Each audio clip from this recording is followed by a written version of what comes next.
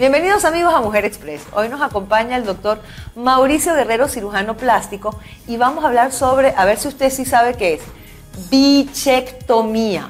A ver, oyó bien, bichectomía, pero el doctor nos va a explicar de qué se trata la bichectomía. Ese no lo había oído, doctor. No lo había oído. No, fíjese que no. ¿Qué es la bichectomía? ¿Qué es la bichectomía? La bichectomía es la extirpación de una bolsa que tenemos en las mejillas, en los cachetes, de grasa. Esa bolsa, no sé si te has fijado que hay personas delgadas con su carita bien redonda, es porque tienen una hipertrofia, un crecimiento anormal de esa bolsita que es aquí. Ok, o sea, no es simplemente el que es gordito. Vamos a dejarlo claro para que la gente no se confunda. Sí, hay personas que por gorditos, pero hay personas que no, que tienen un aumento excesivo de esa bolsa de grasa. ¿Y eso es por dentro? Es por dentro, es abajo de los cachetes. Entonces, ahora acuérdate que en el sexo femenino el aspecto estético es triangular, o sea, mentón, malar y mentón. Entonces, si tenés las mejillas agrandaditas, o sea que ahorita es redondito. Así. Esa es la moda. La moda ahorita. Entonces, la tendencia no es ir a cambiar la fisionomía de las personas, sino que darle estilo, darle, ¿cómo te diría?, dejarla ver más estética. Ok, ¿quiénes se pueden hacer esta operación? O sea, ¿quiénes son candidatos? Porque me imagino que no todo el mundo. Pues mira, usualmente yo lo realizo personas jóvenes, más que todo señoritas que tienen mucho cachetito y tienen un pómulo resaltado y mentón resaltado. Entonces se hace una heridita por adentro de la boca. Me imagino. No es afuera, sino que es adentro. Y se extirpa el exceso de grasa. También se hace, ¿sabes a quién le he hecho bastante? A personas presentadoras, personas que tienen contacto. ¿Nos va a decir a quiénes? No voy a decir a quién. Ay, doctor, cuéntenos el chisme, ¿a quién se lo ha hecho? Gerentes, etcétera. Personas que tienen más que todo contacto con más personas. Sí, mucha gente en medio. Se le da el aspecto más estilizado del rostro. Pero puede ser por edad también, a cierta edad de repente que uno sienta como que o no tiene nada que ver con la edad, simplemente hay gente que nace con eso, esas bolsitas ya más pronunciadas. Usualmente son personas que nacen con eso, pero también con la edad, a medida después de los 45, el centro facial se comienza a reabsorber, se hace como más chiquito, el hueso se va reabsorbiendo. Entonces, el malar, que son estos, se comienzan a hacer más chiquitos. Los pómulos, pues. Los pómulos. Entonces, si tú tienes mucho cachetito, el pómulo se te va a ver menos. Claro. Entonces, la persona a veces te llega y te dice, mira, ponga mi planta del pómulo. Y no, lo que necesitan es tal vez quitarle las fat pads de aquí, las bolsas de grasa, para después se le resalte el pómulo. Claro, porque yo, por ejemplo, de verdad que yo, antes de cuando me dijeron, vamos a hablar con el cirujano de bichectomía, yo decía, ¿bichectomía? ¿Qué será? Porque normalmente, claro, la gente lo que pide es, hágame los pómulos más grandes, o sáqueme un poco el mentón, pero no imaginé que se podía quitar adentro. ¿Cómo es la operación, doctor? Ok, la operación se hace con anestesia local si la persona es muy tranquila. Si no, pues a mí me fascina llevar a mi anestesiólogo que mejor la sede. Se le pone un bloqueo adentro de la boca, como lo que son los odontólogos. Y se hace una pequeña incisión de más o menos 2 centímetros a centímetro y medio. A través de ahí tú te vas metiendo, entonces la bolsa solita se expone. Pero eso es como una lipo, o sea, ¿usa algo de lipo o no? O sea, ¿qué utiliza? Esto es similar a lo que se hace en los párpados. Que se abre el ligamento y cuando la grasa se expone... La bolsita, pues. Eso se quita. Igual es acá. ¿Por qué te digo que lo que se expone se quita? Porque si uno hace presión, se expone más. Claro. Entonces puedes dejarlo con los pómulos hacia adentro. Ok, ¿y cómo puede medir usted cuánto quita y cuánto no? Lo voy a dejar de verdad. Ese es el secreto, es lo que te estoy diciendo. El secreto no les va a decir cómo. No, el secreto es que lo que se expone solo es lo que hay que retirar. Es lo que hay que... Sí, no lo vas a forzar. No más. Entonces ya con eso ya le da el aspecto triangular del centro facial. Y después entonces quitas ese pedacito, eso que se expone, lo que sobra, digamos, vuelves a cerrar con ¿cuántos puntos? Un punto, un puntito, o sea... Del hilo que se absorbe solo, entonces lo quitan. ¿Y dura más o menos cuánto? 45 minutos más o menos, una cirugía. No más. 30 minutos, 45 minutos. Y ven acá, entonces es sencillito, y si cedes a la persona, o sea, porque hay que tener valor, si yo tengo miedo hasta con el dentista, o sea, abrir la boca y que me salgan ahí. La sedación no es una anestesia total, para que la gente quede tranquila. La sedación es que te agarran una vena y te ponen un sedante. No voy a decir los nombres porque la gente... No, claro. Te ponen el sedante y entonces la gente está, yo les hago la comparación, como que si se vaya con sus amigas y se tome 3 copas de vino. No, vale, yo no me pongo así con 3 copas de vino. Bueno. Un poquito más. Pues una copa, una botella. No, pero más o menos una sedación como la que cuando uno le hacen la endoscopia, por ejemplo. Similar. Okay. En costa de 40 minutos está como... Me parecen 3 horas. Yo me tengo que ir a un cortecito. Usted no se mueva, que vamos a seguir conversando con el doctor Guerrero sobre la bichectomía. Ya venimos.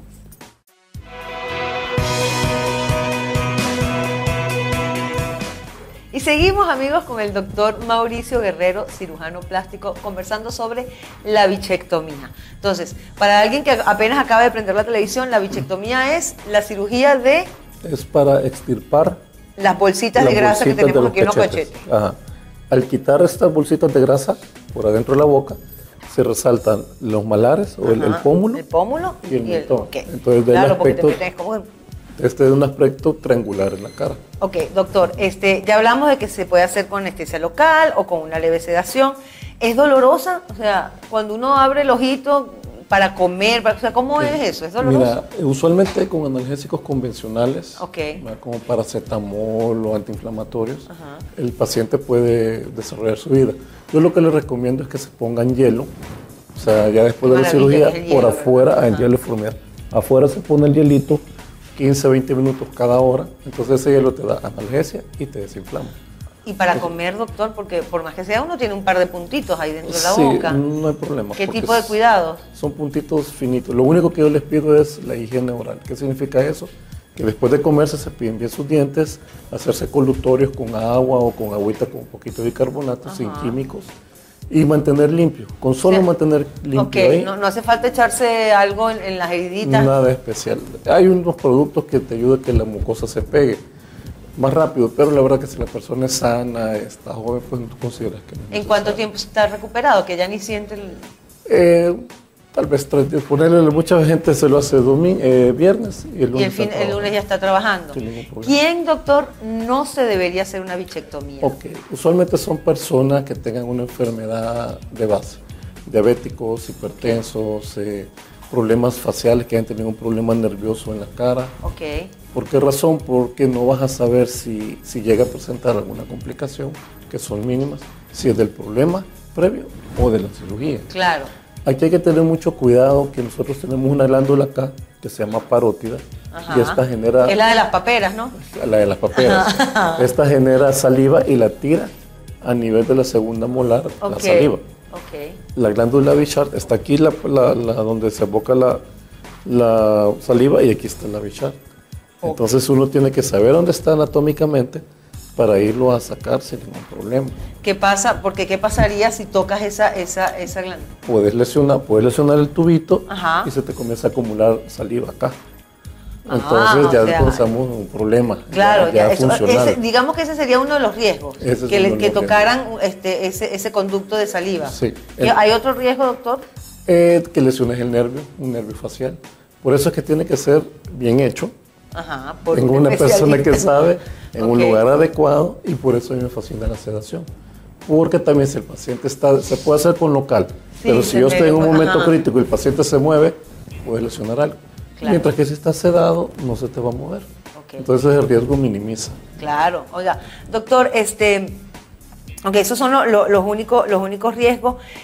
¿Por qué siempre es importante, yo quiero que lo diga la cámara, buscar un profesional? ¿Ustedes tienen manera antes de hacer la operación de ver dónde están esos conductos o entras a ciegas? No, claro, nosotros sabemos dónde está. Es que nosotros cuando hacemos cirugía plástica reconstructiva, antes de hacer estética, nosotros, ¿qué te diría yo por lo menos reconstruir esos conductos, por lo menos unos 40, 50 conductos. Entonces, ¿qué pasa? Yo sé dónde está por anatomía ese conducto.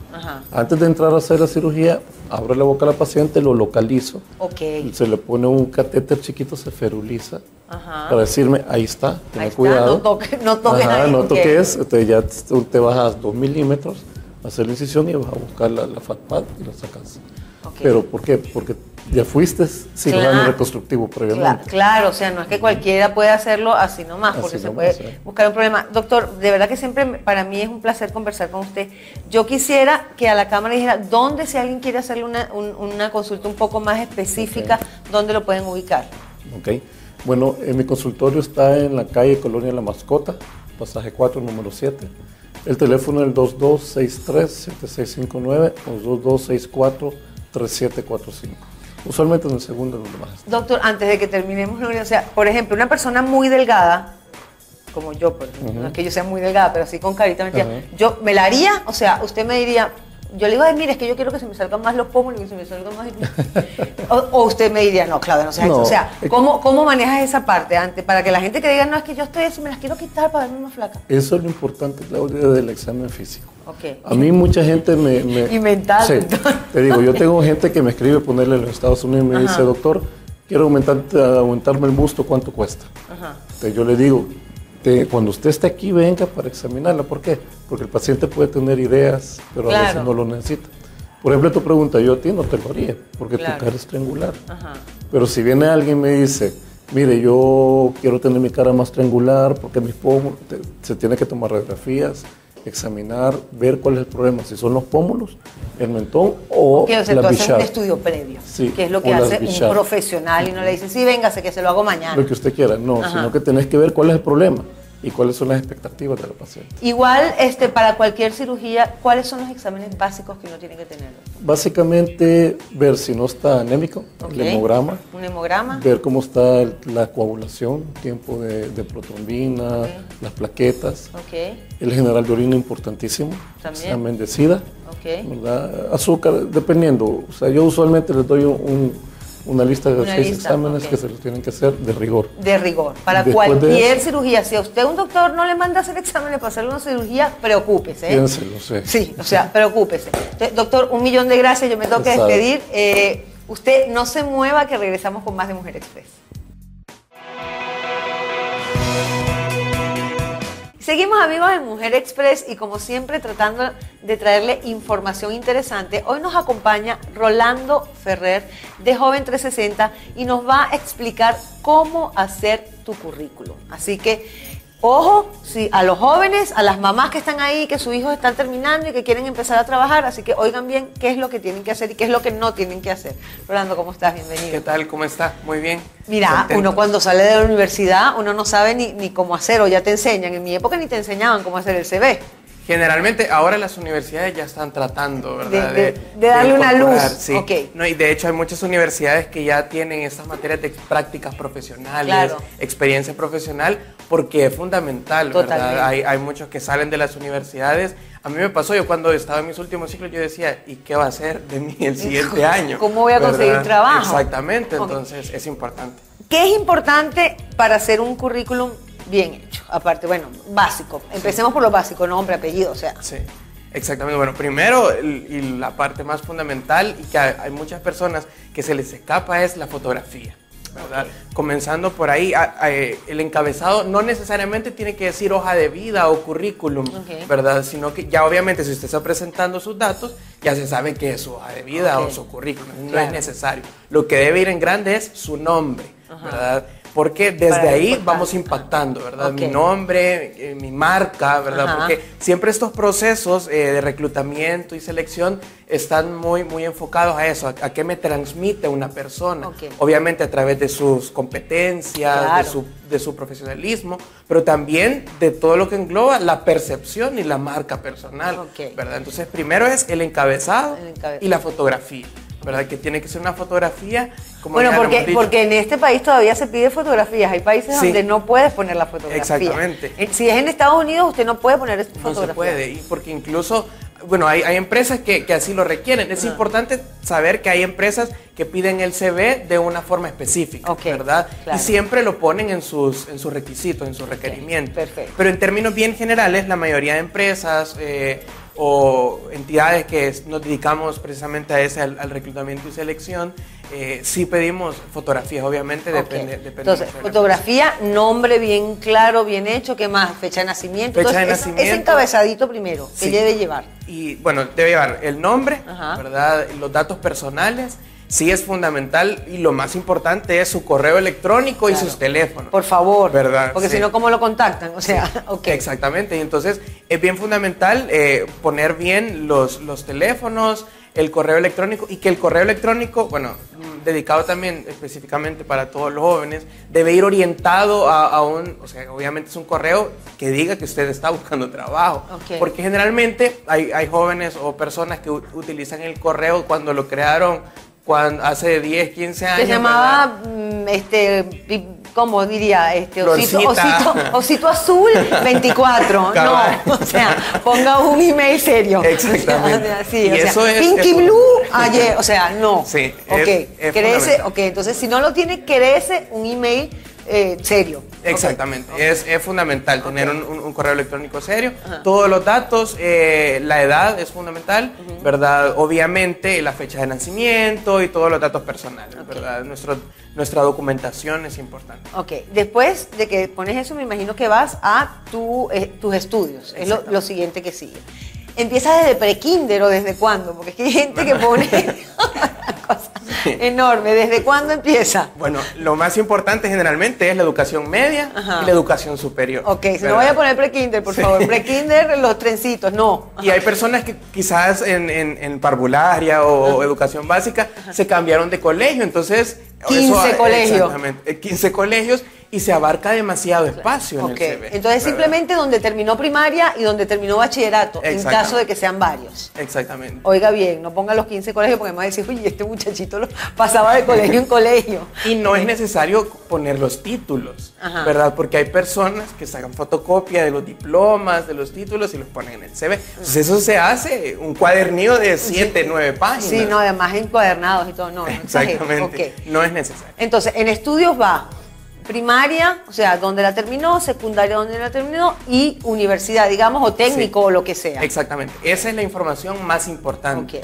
¿verdad? Y por ejemplo, para el caso de las personas que están estudiando, es importante poner el nivel en el que están, ¿verdad? Se pone cuándo comenzaron, se pone hasta la fecha o a la actualidad, y se pone el nivel en el que están. Eso es fundamental. Básico. Me falta un año para terminar, o sea, exactamente. En estudios. Después de estudios, ¿qué sería lo próximo? Lo próximo es la experiencia, ¿verdad? Eso es... Si tienen una experiencia laboral. Exactamente. Para el caso de los jóvenes, nosotros fomentamos mucho que además las experiencias de pasantía, experiencias de horas sociales, voluntariados y otras actividades que los jóvenes realizan, o las personas que no tienen la experiencia laboral, se puede poner. Ya, antes de eso, que no te, si el joven ha hecho algún diplomado o ha hecho algún curso, ¿también tiene que ir en la parte de los estudios o eso va aparte? Eso va aparte, en la formación complementaria. Entonces después vamos a la información. Sí. Entonces, ya estudios, entonces experiencia laboral. Exactamente. ¿Qué pasa si no ha hecho nada en la vida, muchachos? Solo ha estudiado.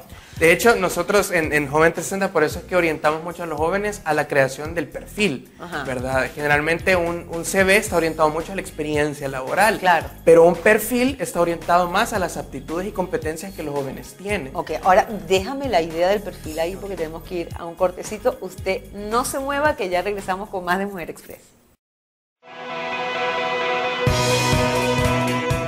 Seguimos, amigos, en Mujer Express conversando con Rolando Ferrer de Joven 360 sobre cómo estructurar un currículo. Ya dijimos, información básica al principio, ¿verdad? Una buena foto, no voy a poner una foto de cuando era chiquito, una buena foto recién tomada.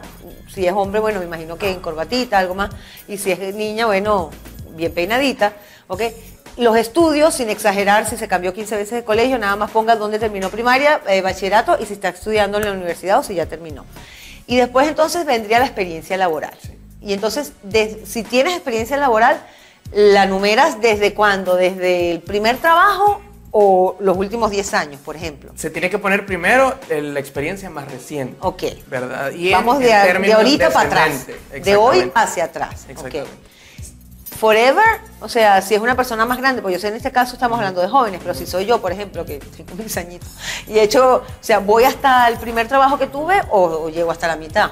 Depende, porque si yo estoy aplicando a una plaza que me conviene decir que he tenido diferente experiencia y he pasado por diferentes áreas, se puede poner. Lo importante del currículum y que las personas deben saber que no es algo totalmente fijo, ¿verdad? Y estructurado y que nada más puede ser así. Obviamente es flexible según, y eso es importante, el perfil. El perfil. Exactamente. Ok, hablemos de esto. Entonces ya saben, si una persona, si es un joven que nunca ha trabajado, que está en la universidad, a lo mejor ni siquiera ha terminado, le faltan 1 o 2 años y quiere buscar un trabajo, no tiene experiencia laboral, ¿qué debería decir? ¿Qué debería poner? Tú hablaste de un perfil. ¿Qué es un perfil?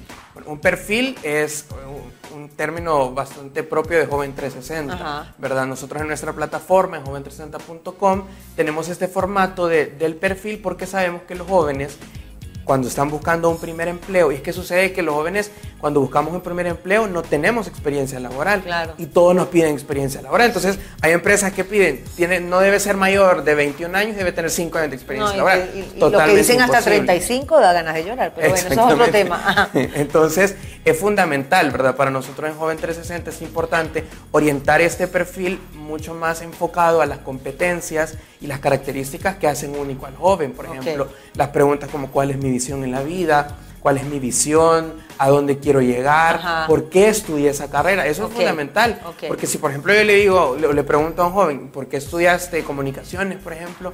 Porque mis papás me querían que estudiara. Entonces, ya desde ahí voy evaluando. Claro, ok. Entonces, quizás esto, en Joven 360, que ustedes después les van a dar los datos, tienen acceso a internet, podrían llenar este perfil aquellos jóvenes que no tienen experiencia laboral, porque les va a dar una base a la hora, no es que lo van a poner en el currículo, no, mi misión, en 5 años quiero estar aquí o allá, sino que les va a dar una base, sobre todo al momento de la entrevista en sí, ¿verdad? Sí. Otra cosa, ¿es correcto poner en alguna parte del currículum la aspiración salarial?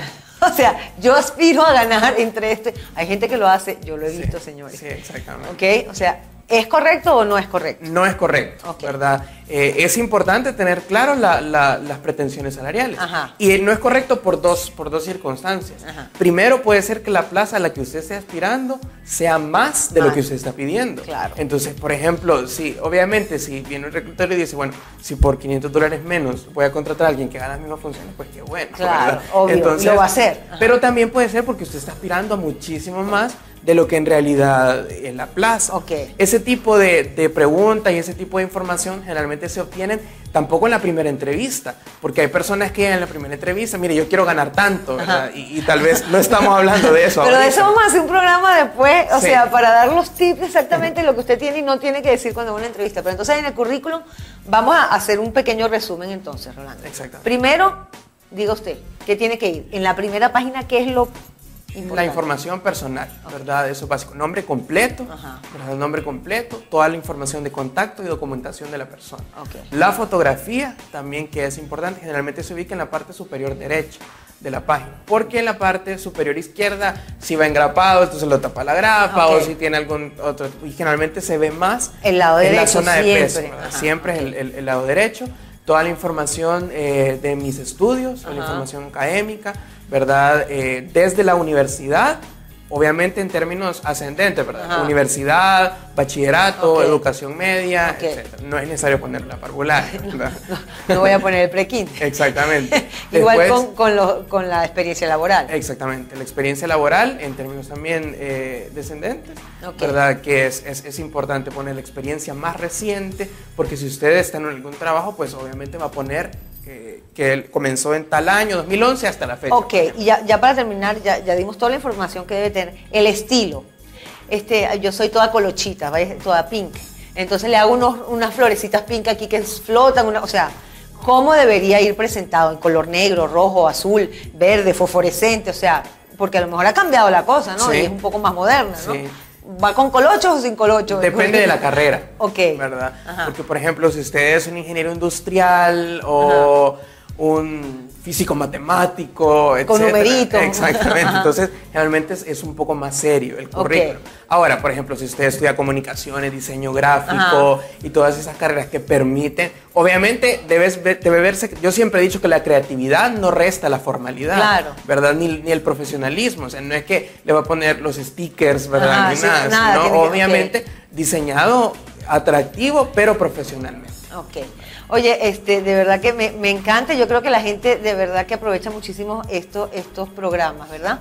Así que yo me tengo que despedir, pero yo voy a comprometer aquí a Rolando, delante de todo el mundo, que vas a venir y vamos a hablar un día de la entrevista, esa primera entrevista que todo el mundo tiene terror, sobre todo los jóvenes, y todos hemos pasado por ahí, y uno dice, no dice, come chicle, hace unas barbaridades horribles. Entonces vas a venir, ¿verdad? Sí, con la gusto. semana que viene, te voy a amarrar esa silla. Yo me tengo que despedir. Antes de despedirme, yo quiero que Rolando diga a esa cámara dónde puede contactar la gente a Joven 360. Bueno, Joven 360 en el sitio web, que es www.joven360.com. Nos pueden buscar en Facebook y en Twitter como @Joven360 en Twitter y Joven 360 en Facebook. Y de eso también vamos a hablar en esa entrevista de las redes, así que ya les vamos a avisar cuándo va a venir Rolando de nuevo. Yo me tengo que despedir, agradecer por supuesto a Menoltis Beauty Bar por el peinado y el maquillaje, a Mi Aboga por el vestuario, a Promise Shoes por los zapatos, a De Perlas por los accesorios y a la Fundación Fernando York por la decoración del set. Nos vemos mañana, usted ya sabe, a la misma hora, Mujer Express.